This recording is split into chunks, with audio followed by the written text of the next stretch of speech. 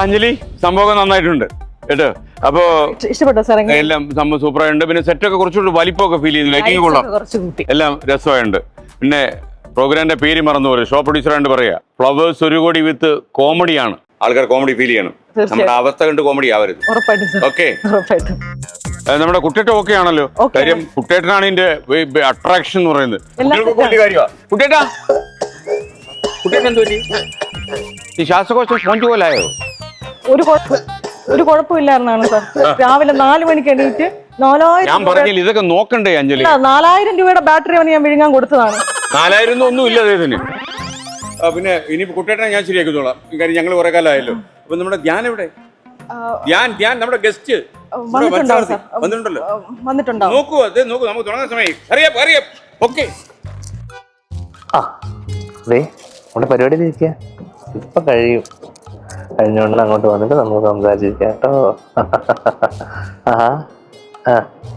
ചേട്ടാ ഒരു മിനിറ്റ് പൊളി. ഷോ പ്രൊഡ്യൂസർ പ്രണവും ബേസിലും ഒപ്പം എത്തും. അതെ, ഒരു ചെറിയ പ്രശ്നമുണ്ട്.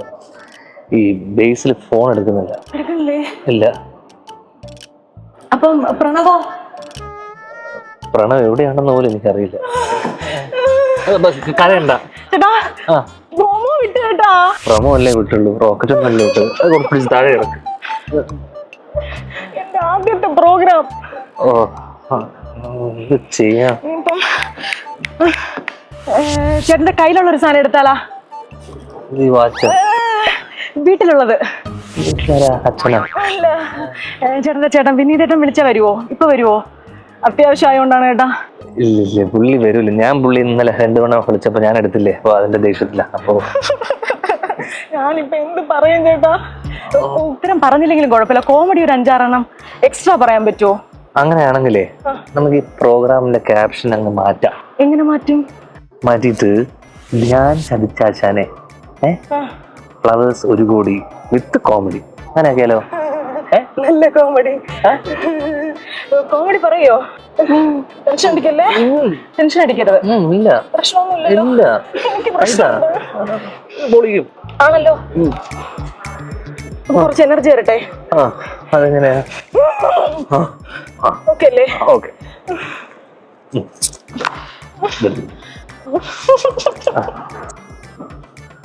ശല്യം. എന്നിട്ട്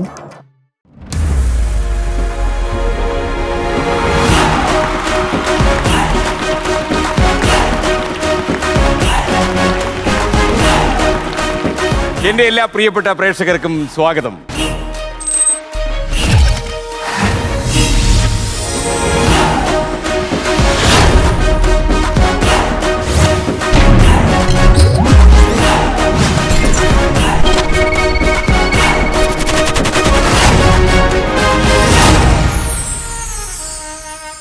ഏതാണ്ട് 600-ലധികം എപ്പിസോഡുകൾ കണ്ട പരിപാടിയാണ് ഫ്ലവേഴ്സ് ഒരു കോടി.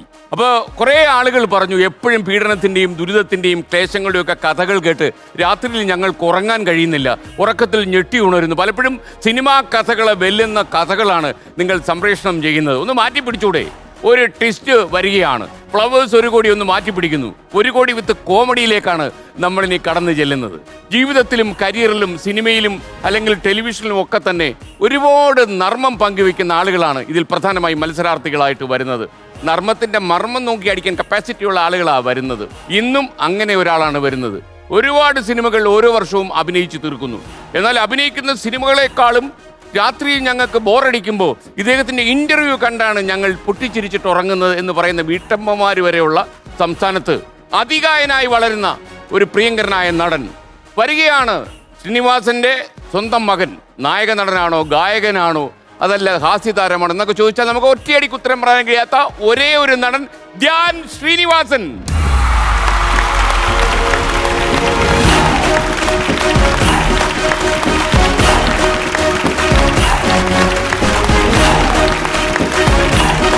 ഒരുപാട് കാലമായി ധ്യാനെ കണ്ടിട്ട്.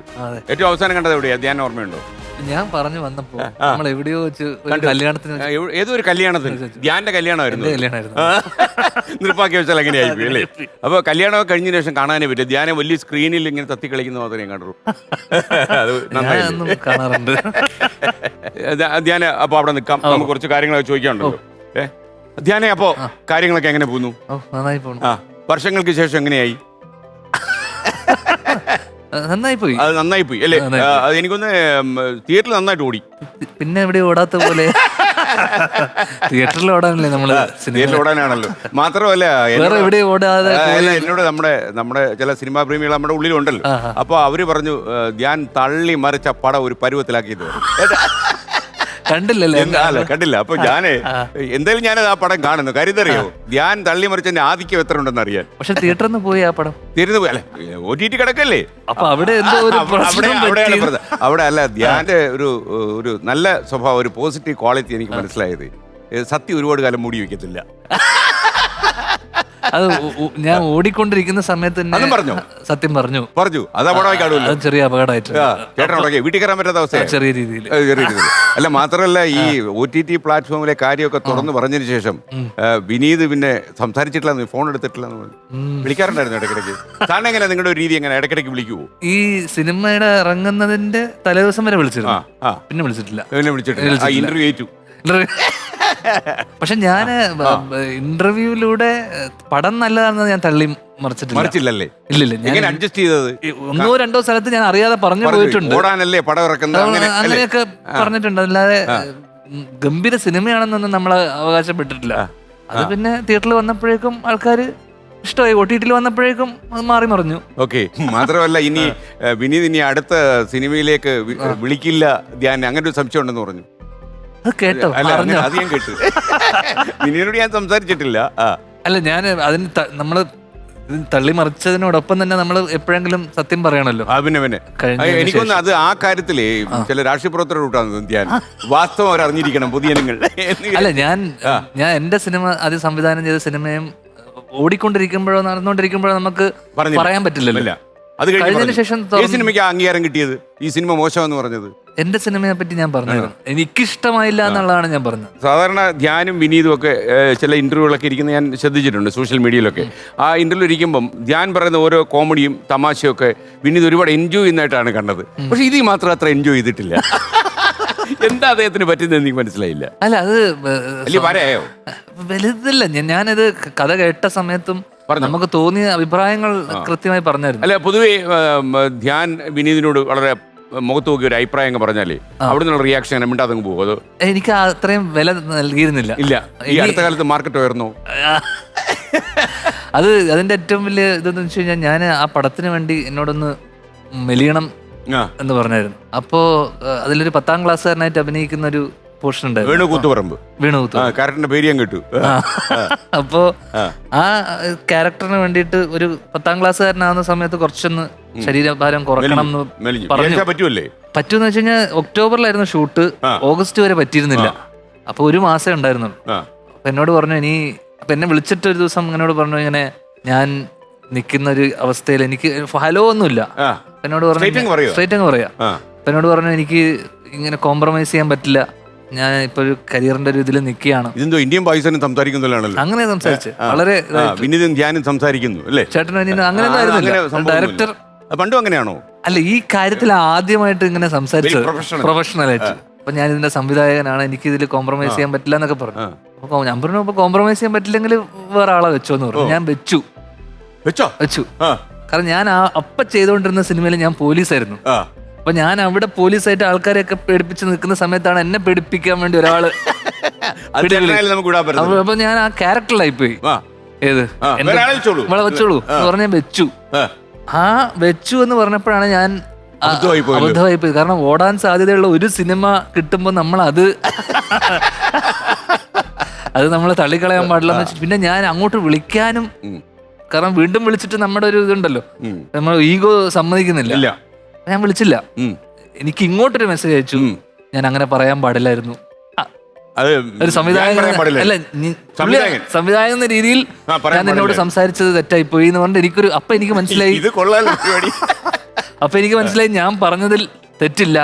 അപ്പൊ അവിടെ എന്താ പറ്റിയെന്ന് വെച്ച് കഴിഞ്ഞാൽ ഒക്ടോബർ ഷൂട്ട് ചെയ്യുമ്പോൾ ഈ സെപ്റ്റംബർ മാസം ആയപ്പോഴേക്കും ഇവർ ഏകദേശം വലിയ സെറ്റൊക്കെ ഇട്ട് വെച്ചിരുന്നു. അപ്പൊ ആ ഷൂട്ട് കൃത്യസമയം നടക്കണം.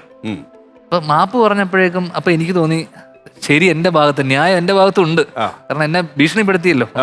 അതും വേറെ ആളെ അല്ല, ഞാൻ പറഞ്ഞു വേറെ ആളെ വെച്ചോ, കാരണം എനിക്ക് കോംപ്രമൈസ് ആ പോലീസിന്റെ കുപ്പായം കിടന്നുകൊണ്ട് പറഞ്ഞല്ല, ആത്മാർത്ഥമായിട്ട് പറഞ്ഞതല്ല, ഒരിക്കലും പറയാൻ പറ്റില്ല. ധ്യാന്റെ ആ ഒരു ശീലം എനിക്ക് ഇഷ്ടപ്പെട്ടു. ഓടുന്ന ഒരു സിനിമയിൽ അഭിനയിക്കാനുള്ള ഒരു അവസരം കിട്ടുമ്പോൾ നമ്മളത്, ഞാൻ ആ യൂണിഫോമിലായതിന്റെയും ക്യാരക്ടറിലായി പോയതിന്റെയും പ്രശ്നത്തിലാണ് ഞാൻ അത് പറഞ്ഞു പോയത്. ഞാൻ തിരിച്ചു വിളിച്ചപ്പോഴേക്കും ഞാൻ അങ്ങനെ പറഞ്ഞതല്ല നിന്നോട്, ഞാനൊരു ഡയറക്ടർ എന്നുള്ള ഇതിൽ ഞാൻ പറഞ്ഞു എനിക്ക് ഞാൻ ഒരിക്കലും എനിക്ക് ഏട്ടനായിട്ടേ കാണാൻ പറ്റുള്ളൂ, പറ്റത്തില്ല. അത് ഞാൻ ഇവിടെ വന്നപ്പോഴും അങ്കിളിനെ കാണുന്ന സമയത്ത് എന്നോട് ഇവിടുത്തെ ബാക്കിയുള്ള ആൾക്കാരൊക്കെ പറഞ്ഞു നമ്മളൊരു കൊലീഗിനെ പോലെ കാണണം, ഒരു കൂട്ടുകാരന്റെ കാണണം. അപ്പൊ ഞാൻ ജനിച്ചപ്പോ മുതൽ കാണുന്ന അച്ഛന്റെ സുഹൃത്തായ ഒരാളെ ഞാൻ എങ്ങനെ കൂട്ടുകാരനായിട്ട് കാണും? ആ പരിപാടി ഇല്ല. അപ്പൊ പറഞ്ഞ ആൾക്കാർ എന്നോട് പറഞ്ഞു ശ്രീകണ്ഠൻ സാറിനെ കൂട്ടുകാരനായിട്ട് കാണണം, സാറിനെ അങ്ങനെ കൂട്ടുകാരനായിട്ട്. അപ്പൊ ഈ പറയുമ്പോ തന്നെ ഒരു 10 സാറ് അവരെ വിളിക്കുന്നുണ്ട്. അപ്പം അതെനിക്ക് ഒന്ന് ധ്യാനെ പറഞ്ഞ് പേടിപ്പിക്കാൻ ചെയ്ത പണിയാ അല്ലേ? ഏറ്റവും കൂടുതൽ പറഞ്ഞത് സാറിന്റെ മകനാ. ആണോ? അച്ഛനെ കിട്ടുന്ന അവസരങ്ങളൊക്കെ താറ്റിക്ക് വന്ന് പുള്ളി അത് എന്റെ വീട്ടിലെ എന്റെ ശത്രു ഇപ്പം ധ്യാൻ ശ്രീനേട്ടനോട് ഏറ്റുമുട്ടില്ലേ, അതുപോലെ അതിന്റെയൊക്കെ ഇദ്ദേഹത്തും കുറച്ചുകൂടെ തൂക്കത്തിലാണ് ഏറ്റുമുട്ടുന്നത്. ശ്രീനേട്ടൻ കുറച്ചുകൂടെ ഹ്യൂമറിലങ്ങ് തട്ടിക്കളയില്ലേ. പക്ഷെ എനിക്ക് അങ്കിള് വന്ന സമയത്ത് എന്റെ അടുത്ത് അവനൊന്ന് താറ്റാൻ നോക്കിയ പോലെ, എന്റെ മുന്നിൽ വെച്ചൊന്ന് താറ്റാൻ നോക്കിയ പോലെ തോന്നി. അല്ല, അത് ഞങ്ങൾ തമ്മിൽ ഒരു വർഗവിദ്വേഷമുണ്ട്. കാരണം അതേ ആ വഴിയാ നമ്മൾ. അത് കഴിഞ്ഞ് അങ്കിള് പോയി കുറച്ചു നേരം കഴിഞ്ഞപ്പോ അവൻ വന്നു എന്നിട്ട് എന്നോട് പറഞ്ഞതാണ് കിട്ടുന്ന അവസരമൊക്കെ അച്ഛനെ അവര് പറ്റാത്തത് ധ്യാനെ ഏൽപ്പിച്ചു വിട്ടതാ. അപ്പൊ ധ്യാനെ പോലുള്ള ആളുകളെയൊക്കെയാണ് അവര് ഇഷ്ടപ്പെടുന്നത്. ഇപ്പം നമ്മളൊക്കെ എന്ന് വെച്ചാൽ ഔട്ട്ഡേറ്റഡ് മെറ്റീരിയൽ. ഞാനത് മനസ്സിലാവുമല്ലോ. അപ്പൊ എന്തോ ഒരു നിങ്ങൾക്കിടയിൽ ഒരു സജീവമായിട്ടുള്ള ഒരു എന്തോ ഒരു മാത്രമല്ല, ശ്രീനിയേട്ടൻ വീട്ടിൽ ഇരുന്ന് കാണുന്നുണ്ടെങ്കിൽ ആരൊക്കെ വെൽ മെറ്റീരിയൽസ് എന്ന് മനസ്സിലാക്കിക്കോളൂ അല്ലേ? അപ്പോട്ടെ നമ്മൾ കാര്യത്തിലേക്ക് വന്നു കഴിഞ്ഞാൽ ഈ വിനീത് വിനീത് അത്ര കൂടുതൽ സംസാരിക്കുന്ന ആളല്ലല്ലോ.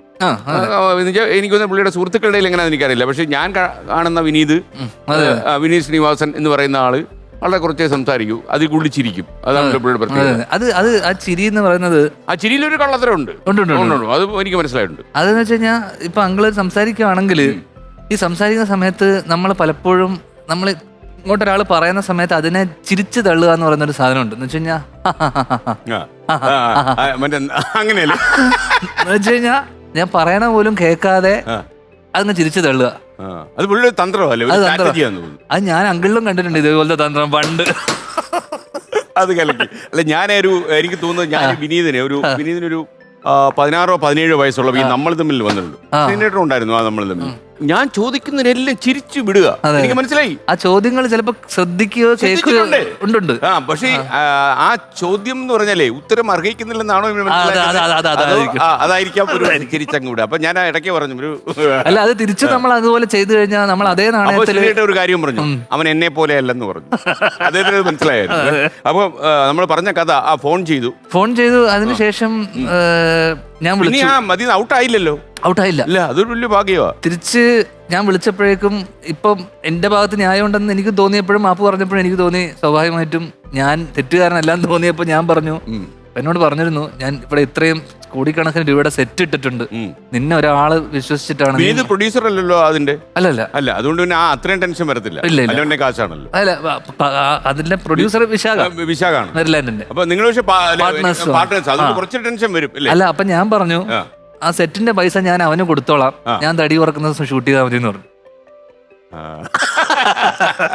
ചിലപ്പോ ചില ഡയറക്ടർ സ്വാതന്ത്ര്യം കൊടുക്കുമല്ലോ, ഇതാണ് സംഭവം, നിങ്ങളങ്ങ് അഭിനയിച്ചോളൂ. ഇപ്പൊ പ്രിയദർശൻ ഷൂട്ട് ചെയ്യുമ്പോൾ ശ്രീനേട്ടനോട് ഇതാണ് സംഭവം, നിങ്ങളങ്ങ് ചെയ്തോളൂ എന്ന് പറയല്ലോ. അവരിന്ന് അങ്ങ് ഇംപ്രോവൈസ് ചെയ്ത് ചെയ്യുമല്ലോ.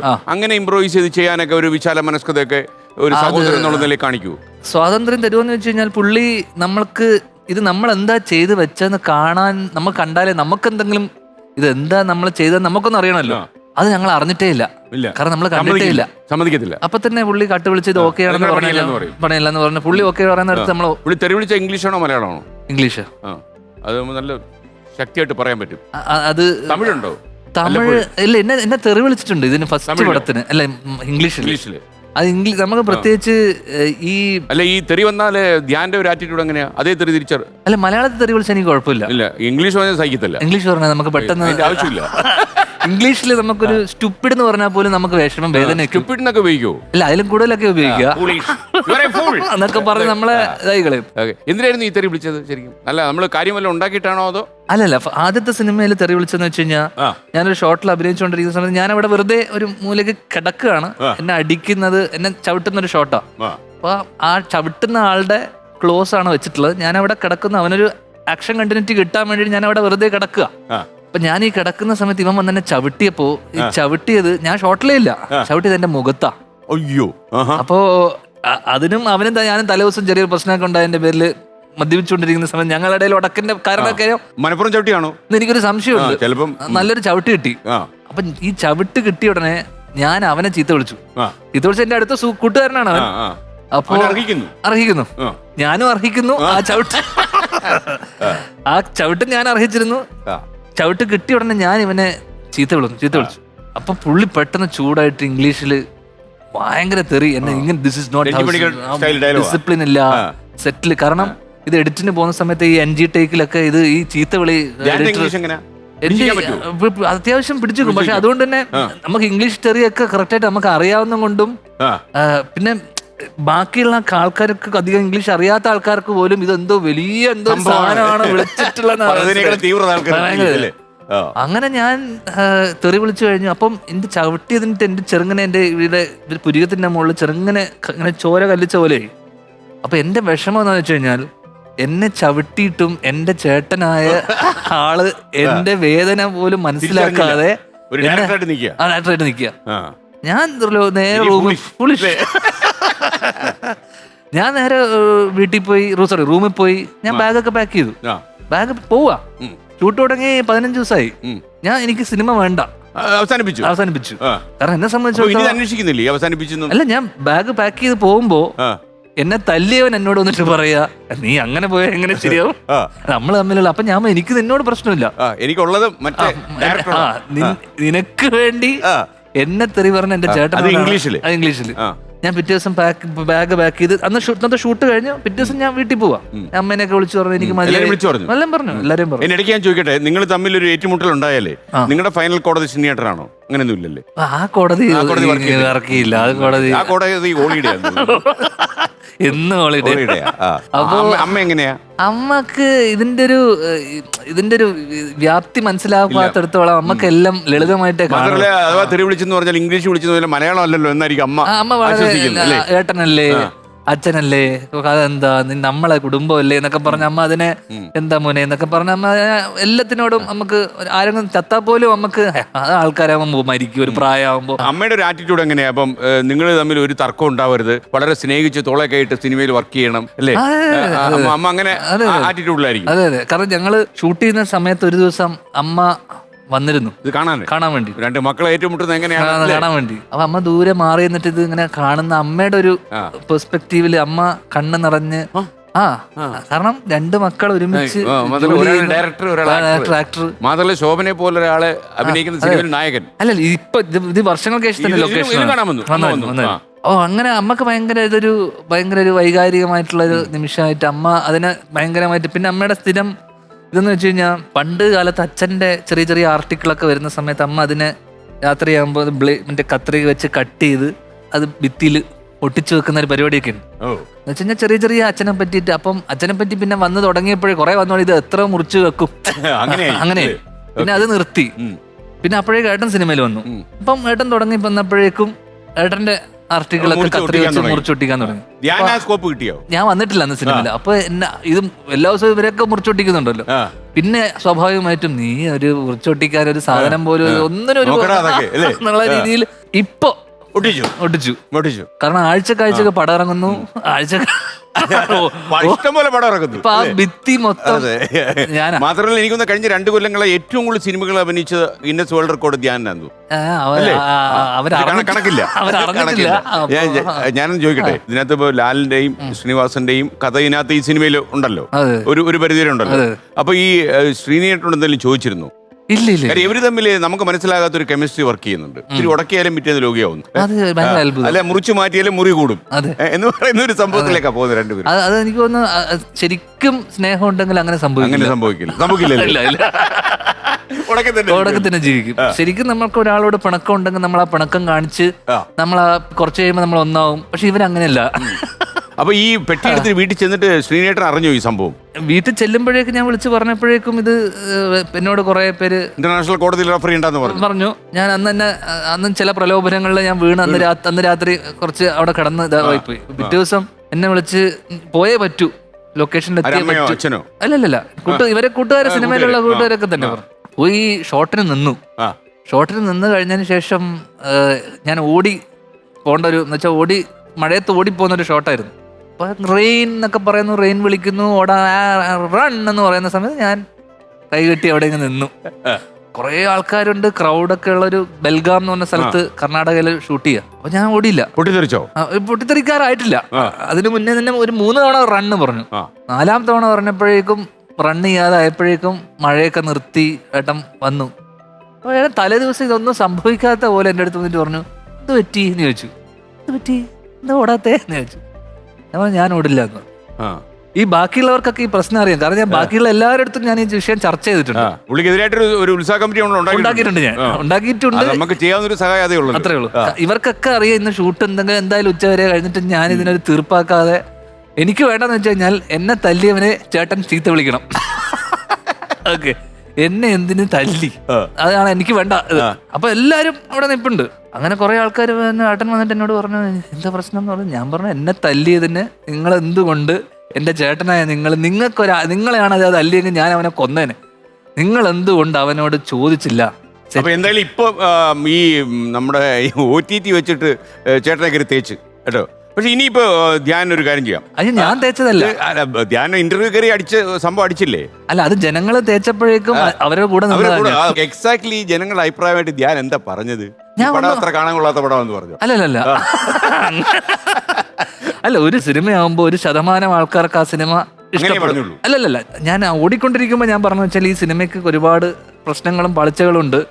അതുകൊണ്ട് തന്നെ ഈ പ്രശ്നങ്ങളൊക്കെ മനസ്സിലാക്കി ഞാൻ കാരണം ഈ സിനിമക്ക് ഇനി എന്റെ അഭിനയം മോശമായിട്ട് ഒരു ഇതില്ലാത്തതുകൊണ്ട് ഞാൻ ആത്മാർത്ഥമായിട്ട് ഈ സിനിമയ്ക്ക് വേണ്ടി പണിയെടുത്തിട്ടുണ്ടെന്ന് ഞാൻ പറഞ്ഞു.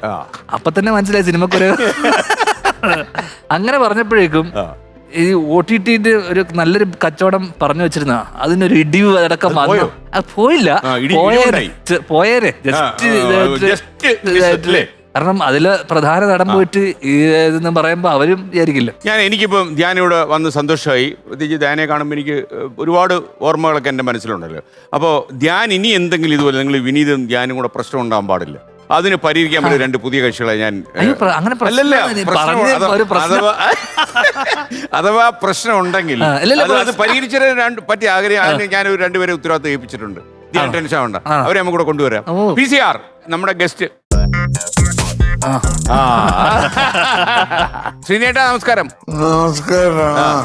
സുഖമായിരിക്കുന്നല്ലോ? ശ്രീനേട്ടാ, ധ്യാൻ ഇങ്ങനെ ഓരോ കാര്യങ്ങൾ പറയായിരുന്നു. ഞാൻ പറയായിരുന്നു വിനീതും ധ്യാനും കൂടെ എന്തെങ്കിലും ഇഷ്യൂ ഉണ്ടെങ്കിൽ കോടതിയായിട്ട് 2 പേരെ പരിചയപ്പെടുത്താന്ന് വെച്ചാൽ പരിചയപ്പെടുത്തി. അല്ല, അച്ഛൻ ആ പടം ഇഷ്ടപ്പെട്ടോന്ന് ചോദിച്ചു.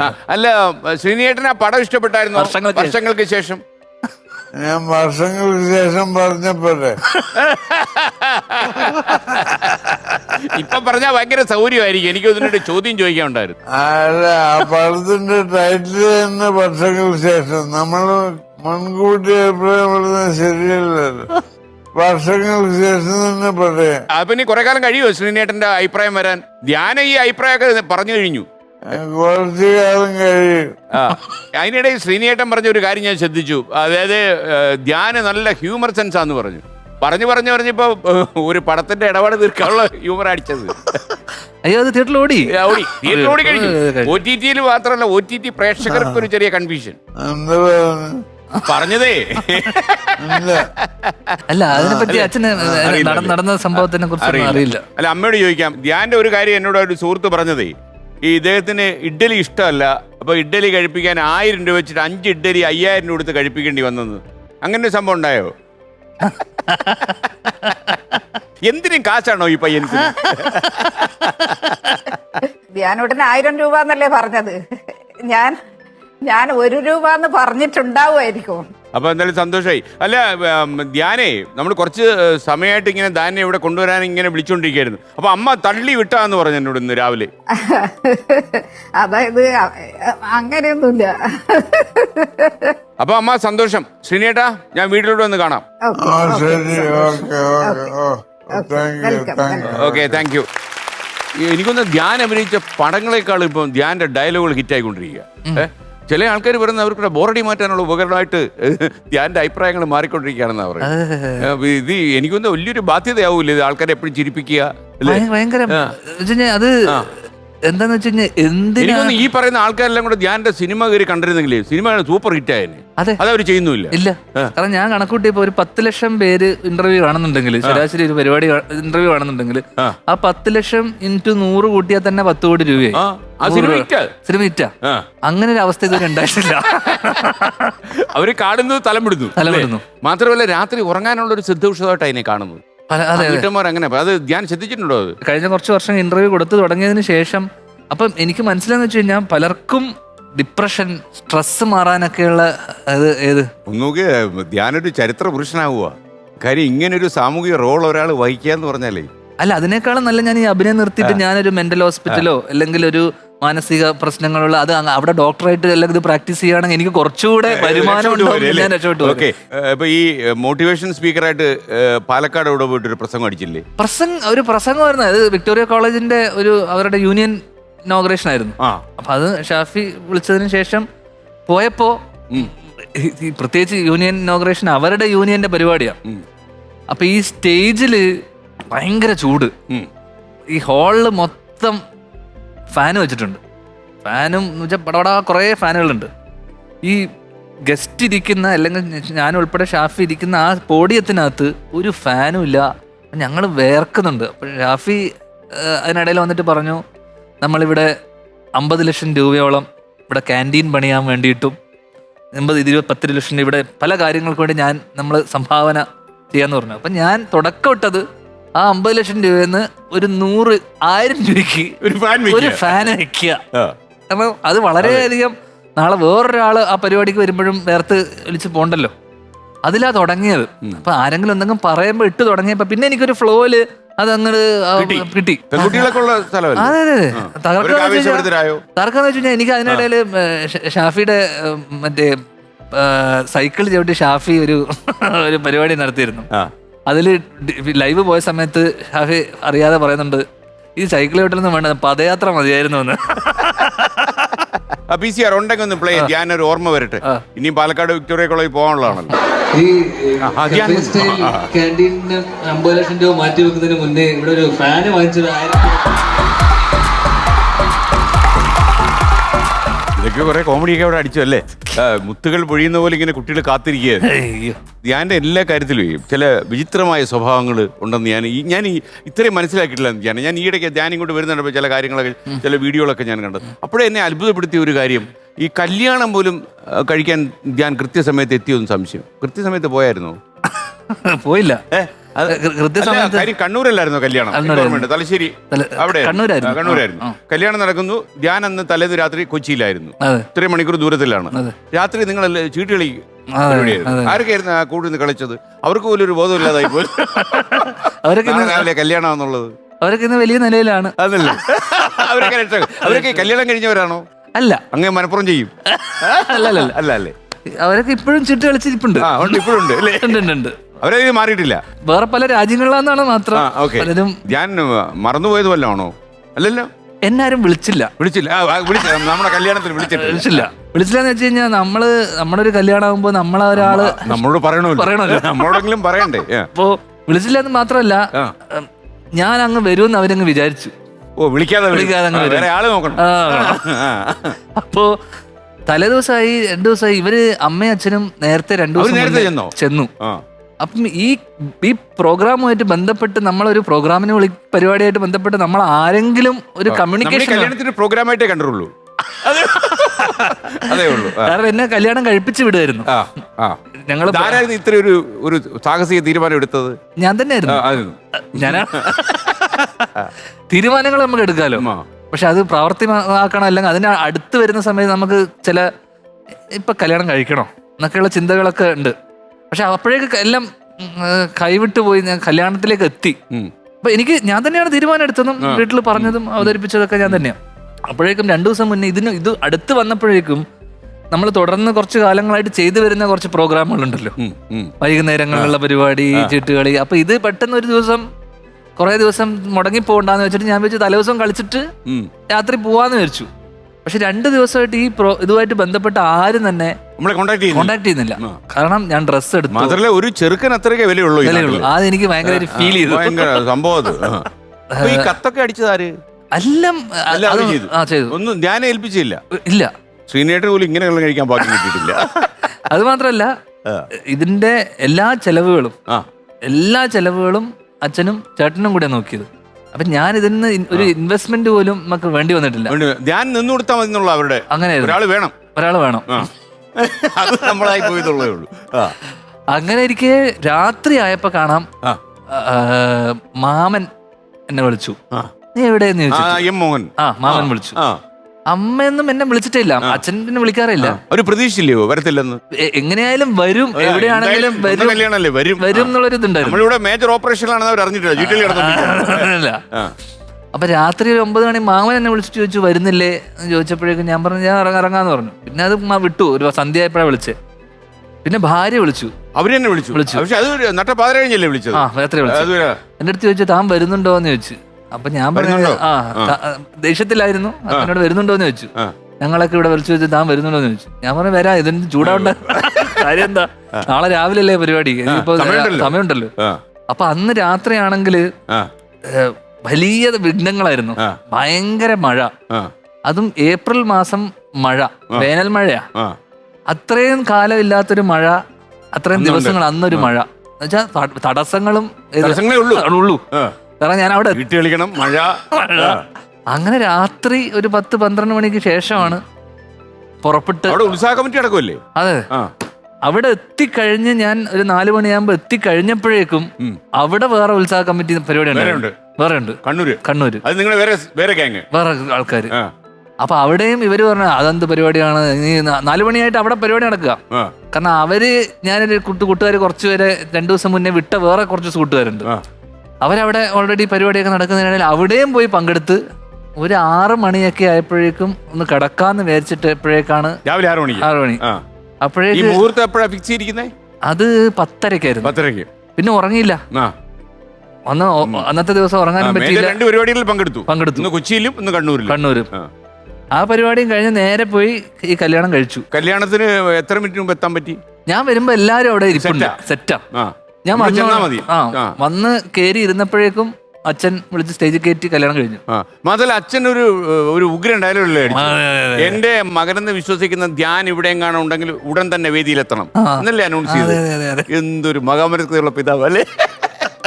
ഇങ്ങനെ പറഞ്ഞതിന്റെ താഴെയൊക്കെ എന്നെ സപ്പോർട്ട് ചെയ്തിട്ടും പറഞ്ഞിട്ടുണ്ട്, പിതൃശൂന്യൻ എന്നൊക്കെ പറഞ്ഞിട്ട് അച്ഛനെ ഇങ്ങനെയൊക്കെ ഒരാള്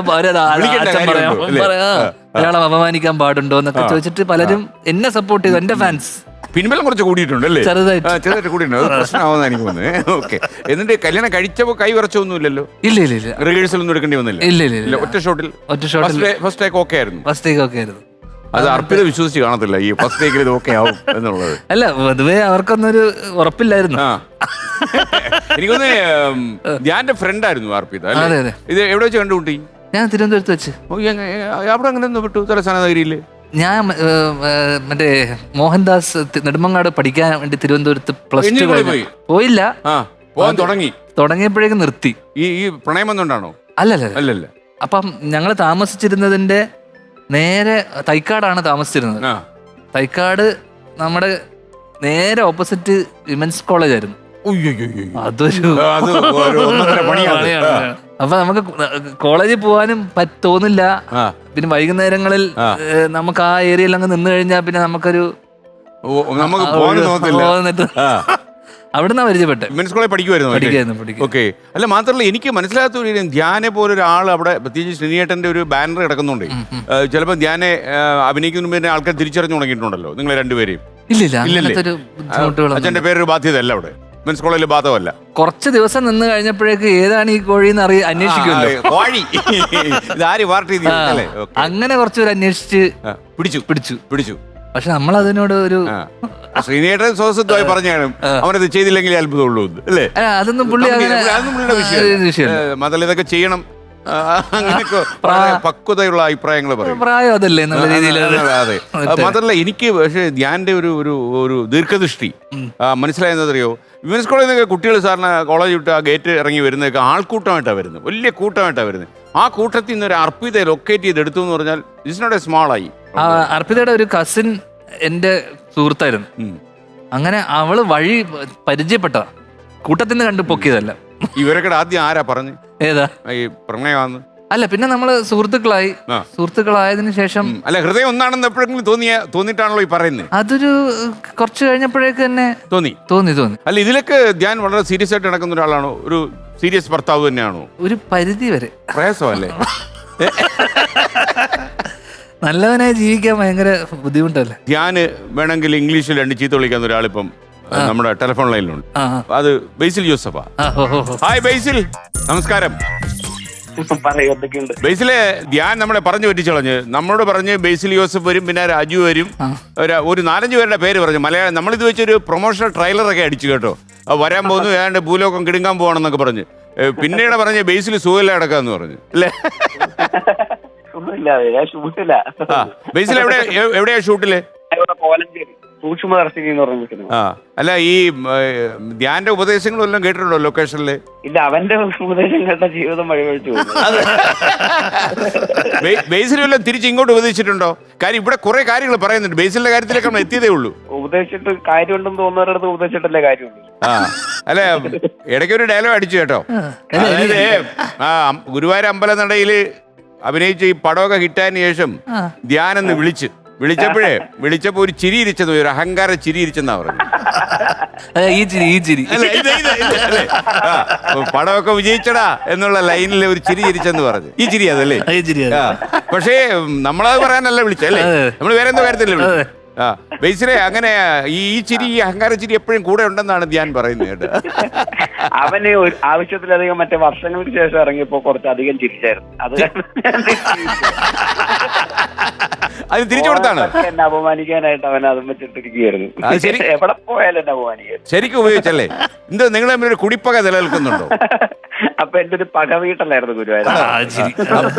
അത് ലെങ്തി തന്നെ ചിരിച്ചു അല്ലേ അന്ന്? അതെ അതെ, അത് പുള്ളി അറിഞ്ഞു ചിരിച്ചു. അല്ല, കാരണം അതിനകത്ത് അത് പുള്ളിക്ക് ഒട്ടും ഇഷ്ടപ്പെട്ടിട്ടില്ല. പുള്ളിക്ക് അത് മറക്കാൻ ശ്രമിച്ചിട്ടും കഴിയുന്നില്ല. ഇത്രയും അഹങ്കാരമൊക്കെ ഒരു നടനാകാമോ എന്നൊക്കെയാണ് ഞാൻ ചോദിക്കുന്നത്. സ്വാഭാവികം, അവനത് ഇഷ്ടപ്പെടാനേ സാധ്യതയില്ല. ബേസിലെ നിങ്ങളുടെ ഇന്റർവ്യൂ ഒക്കെ ശ്രദ്ധിക്കുമ്പോഴേ സാധാരണ നിങ്ങൾ രണ്ടുപേരും ഉള്ള സദസ്സിലാണ് നിങ്ങൾ കൊണ്ടും കൊടുത്തും അങ്ങോട്ടും ഇങ്ങോട്ടും പോവും. നിങ്ങൾ പറഞ്ഞു വെച്ചോണ്ടുള്ള കളിയാണോ അതോ അപ്പൊ എക്സ്ട്രാ പോറായിട്ട് അടിച്ചു പോകുന്നതാണോ? അന്നേരം തന്നെ വരുന്നതാ, നാച്ചുറലായിട്ട് വരും. അല്ല ധ്യാനെ, ഇപ്പൊ ഏത് പടത്തിലാന്ന് ചോദിച്ചേ? ഇവിടെ തൊട്ടപ്പുറത്ത് കോലഞ്ചേരി ഉണ്ടല്ലേ? എന്തോ സൂക്ഷ്മദർശിനി. നന്നായി അഭിനയിക്കണേടാ. സാധാരണ ചെയ്യാറില്ലല്ലേ? പറഞ്ഞിട്ട് വേണല്ലോ. ഇന്ന് എനിക്ക് 1 കോടി രൂപ കിട്ടൂടാ. 1 കോടിയാ? ആ ചിരിക്കും മറുചിരി നമ്മൾ ചിരിക്കും അല്ലേ? 1 കോടി രൂപയുടെ പരിപാടിയാ. ജയിച്ചിട്ടേ ഞാൻ വരൂ. അതിനപ്പോ എന്തെങ്കിലും എനിക്കും കൂടെ 1 കോടി. ഈ ബേസിൽ വെള്ളമടിച്ചിട്ടൊക്കെ ഒന്ന് ഇടയ്ക്ക് പറഞ്ഞായിരുന്നു. ഏതാ ബേസിലോ? ഏതൊരു സിനിമ? ഇല്ല, അവന് ഒരു ചെറിയ ഡബ്ബയിൽ ഒഴിച്ച് മണത്താ മതി, അപ്പോഴേ വീണു. അതേക്കുള്ള പിടിച്ചേക്കത്തില്ലല്ലേ? ഇല്ല. അല്ല ബേസിലെ ഈ നമ്മുടെ അജു ഒരു പടയപ്പ ആവൂന്ന് പറഞ്ഞു കഴിച്ചാല്. ബേസിലിനെ കുറിച്ച് അങ്ങനെ എന്തെങ്കിലും ആരോപണം ഉന്നയിച്ചിട്ടുണ്ടോ ധ്യാൻ? ഇല്ല, ഞാനങ്ങനെ അടിക്കാറില്ല. ഇല്ലേ? അല്ല, ഒരു ചെറിയ ഡപ്പയില് പിടിച്ചാൽ തന്നെ പൂക്കുറ്റിയായി പോകുന്നതാ പറഞ്ഞത്. അത് കേട്ടില്ലേ പറഞ്ഞത്? ഒരു അവസരം കിട്ടാറില്ല അപ്പൊ അത് കാരണം. പിന്നെ അവിടെ നടക്കുന്നൊന്നും ഞാൻ അറിയാറില്ലല്ലോ. ഓക്കെ എടാ എനിക്കൊരു ആശംസ എടാ. അപ്പൊ ഞാൻ ഓൾ ദ വെരി ബെസ്റ്റ്. 1 കോടി രൂപയായിട്ട് വരട്ടെ, ഗംഭീരമാവട്ടെ ചാനലിന്റെ പരിപാടിയും ധ്യാനിന്റെ പുതിയ സംരംഭവും നന്നാവട്ടെ. അപ്പൊ ഒരു ദിവസം ബേസിൽ വരണം, നമുക്ക് ഇതില് നമുക്ക് സംസാരിക്കണേ. ഓക്കെ, ആയിക്കോട്ടെ. Thank you Basil, all the best. ശരി കേട്ടോ, താങ്ക് യു. ഓക്കെ, അപ്പൊ ബേസിൽ വളരെ ഹാപ്പിയാന്ന് തോന്നുന്നു. അറിഞ്ഞ കാശ് കിട്ടുമെന്ന് തോന്നുന്നു കേട്ടോ. ഏകദേശം 1 കോടി രൂപ വാങ്ങിക്കുന്നുണ്ടോ? 1 കോടി മേടിക്കുന്നുണ്ടല്ലേ? നമ്മളവിടെ എത്തിയില്ലല്ലോ, നമ്മൾ എത്തിയോ? നമ്മള് ഇവിടുന്ന് വല്ലതും കിട്ടിയിട്ട് വേണം ഇനി. ഈ പ്രൊഡ്യൂസർമാര് പൊതുവെ ഇതിനകത്തൊരു ഒരു ഒരു ഡിസ്ക്രിമിനേഷൻ ഇല്ല അവർക്കല്ലേ? ഇല്ല, ഞാൻ അങ്ങനെയല്ല നോക്കുന്നത്. ഞാൻ 15 അല്ല, ദിവസം ഞാൻ ഒരു കയ്യിലോട്ടൊരു പ്രൊഡ്യൂസറെ കിട്ടിയാലേ അയാളെ എങ്ങനെ ചുരുട്ടും നമ്മള്? അല്ല, ഓൾറെഡി ചുരുണ്ട് വേറെ ആരെങ്കിലും ചുരുട്ടി വെച്ച ആൾക്കാരായിരിക്കും വരിക. തള്ളിവരാണോ എവിടെന്നെങ്കിലും? സ്വാഭാവികമായിട്ടും അവര് കഥയൊക്കെ കേട്ട് എല്ലാം കഴിഞ്ഞതിന് ശേഷമാണല്ലോ നമ്മളെ അടുത്തേക്ക് എത്തുന്നത്. ചിലര് സിനിമ ചെയ്യാൻ തയ്യാറായിട്ട് വരുന്ന ആൾക്കാരാ. ഒരു കഥ ഇഷ്ടപ്പെട്ടിട്ട് വരുന്ന നമുക്ക് അങ്ങനെ ചുരുട്ടി പിടിക്കേണ്ട അവസ്ഥ. ഞാന്റെ ഒരു എക്കണോമിക്സ് അനുസരിച്ച് ഒരു പ്രൊഡ്യൂസർ അത്യാവശ്യം കയ്യിൽ കാശുണ്ട് എന്ന് നമ്മൾ എങ്ങനെ കാൽക്കുലേറ്റ് ചെയ്യുന്നത്? എന്റെ വേഷം വെച്ചാൽ അനലൈസ് ചെയ്യാൻ പറ്റില്ലല്ലോ. പൈസ ഉള്ള മുണ്ടെടുത്തോണ്ടേ വരൂ, ഇട്ടുകൊണ്ട് വരത്തില്ല. സ്വാഭാവികമായിട്ടും മുണ്ടാണോ? അല്ല, അങ്ങനെയൊന്നുമില്ല. ഇല്ല, എന്തും കൊടുക്കും.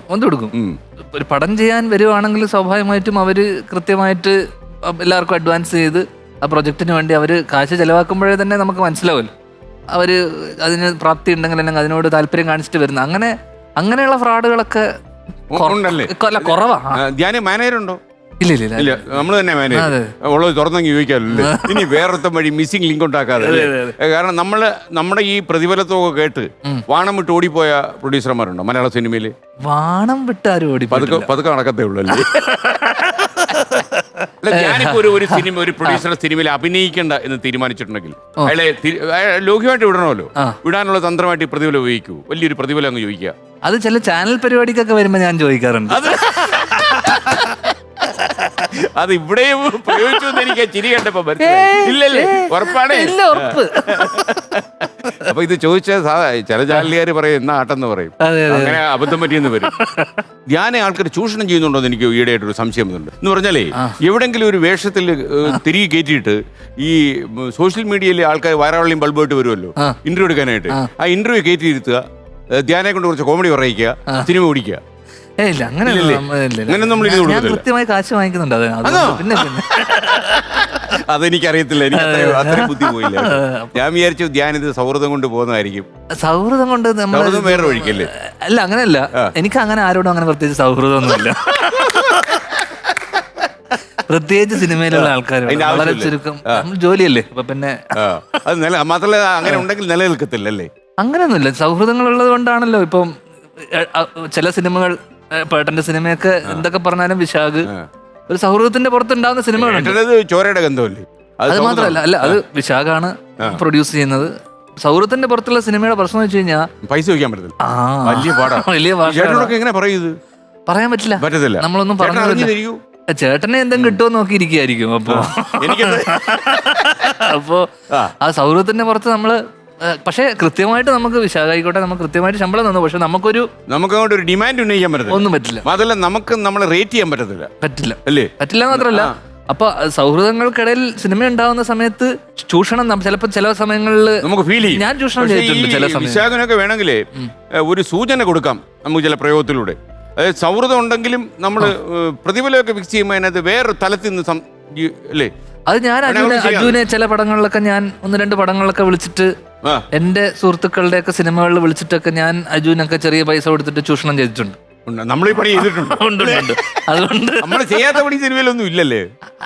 ചില ഘട്ടങ്ങളിൽ നമ്മൾ ചൂഷണം ചെയ്യേണ്ടി വരും. പക്ഷെ അത് അങ്ങനെയുള്ള ചൂഷണങ്ങൾ നമുക്കും കിട്ടും തിരിച്ചും. അല്ല, അത് കൊടുത്താൽ കൊല്ലത്തും കിട്ടും, അത് സംശയമൊന്നുമില്ല. ധ്യാന് ജീവിതത്തിലേ ഈ ഇങ്ങനെ ചില കാര്യങ്ങളൊക്കെ ധ്യാനം അടിക്കുമല്ലോ. അത് ചിലപ്പം ശ്രീനേട്ടന്റെ ജീവിതത്തിൽ നിന്നുള്ളതായിരിക്കും, ചിലപ്പോൾ വിനീതിന് കിട്ടുന്ന ഭാര്യയായിരിക്കും, ചിലപ്പം ഈ വർഷങ്ങൾക്ക് ശേഷമായിരിക്കും സംഭവിക്കുന്നത്. അങ്ങനെ സംഭവിച്ചു കഴിഞ്ഞാൽ പിന്നെ അതിന് ഈ നമ്മൾ ഈ കലാശപോരം എന്ന് പറഞ്ഞല്ലേ, അതിന്റെ പേരിൽ എന്തെങ്കിലും സിനിമയിൽ ഇഷ്യൂ ഉണ്ടാവാറുണ്ടോ? ഡയലോഗ് അടിച്ചു. അപ്പൊ ഇപ്പൊ ഉള്ളൊരു പ്രശ്നം, ഒരു മുൻധാരണ ലൈസൻസ് ധ്യാനിന് കിട്ടിക്കഴിഞ്ഞു കഴിഞ്ഞാല് ധ്യാൻ ഇതൊക്കെ പറയും എന്നുള്ള ചെറിയ ലൈസൻസ് ആയി കഴിഞ്ഞു. ഇപ്പൊ കണ്ണൂർ ലീക്ക് നായനൊക്കെ പറയില്ലായിരുന്നു. അതുപോലെ ചില ഒരു ലൈസൻസ് കിട്ടിക്കഴിഞ്ഞാൽ ആ ലൈസൻസിന് കുറച്ച് രക്ഷപ്പെടും. എന്നാലും ഇത് പുലിവാലായിട്ടുണ്ടോ? അത് പുലിവാലാണ്. കാരണം ഇനി മുന്നോട്ട് എന്ത് പറയണം എന്നത് കുറച്ച് കഴിയുമ്പോൾ നമ്മൾ എന്ത് പറഞ്ഞു കഴിഞ്ഞാലും അത് സൂക്ഷിച്ചു പറഞ്ഞില്ലെങ്കിൽ പിന്നെ അത് മുന്നോട്ട് ഈ അവസരങ്ങളെ ബാധിക്കുമെന്നുള്ളത്, ബാക്കിയെല്ലാം കളയാം. അവസരങ്ങൾ വേറെ എന്തെങ്കിലും പണിക്കുമല്ലോ, അതൊരു വിഷയം.